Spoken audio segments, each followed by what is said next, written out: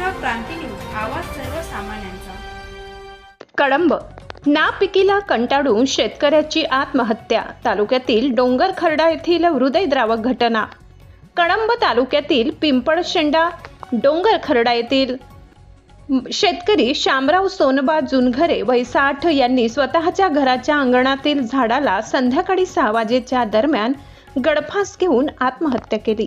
दरवर्षी तो शेती कसत होता, पण मागील 2 वर्षापासून नापिकी झाल्यामुळे यावर्षी त्यांच्याकडे बी बियाणे करिता पैसे नसल्याने शेतीत पेरणी करिता आली नाही। त्यामुळे शामराव जुनघरे यांनी टोकाचे पाऊल उचलले असे घरच्या लोकांकडून समजले जात आहे।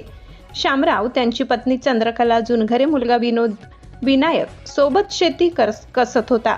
शेतीतील उत्पन्नाचा मागील वर्षीचा कर्ज विचार करीत होता, म्हणूनच आत्महत्या केली असे कुटुंबाकडून सांगण्यात आले। त्याच्या मागे आई, पत्नी, 2 मुले व 1 मुलगी असा परिवार आहे। कळंब पोलिसांनी पंचनामा करून कळंब येथे शवविच्छेदन करण्याकरिता पाठविण्यात आले। त्याच्या जाण्याने कुटुंबावर आघात झालाय। संपूर्ण गावात हळहळ व्यक्त होत आहे। कळंब तालुका प्रतिनिधी वीरेंद्र चव्हाण। अशाच नवनवीन बातम्या पाहण्यासाठी आमच्या महाराष्ट्र क्रांती न्यूज या YouTube चॅनलला लाईक करा, सबस्क्राईब करा आणि बेल आयकॉनला प्रेस करा।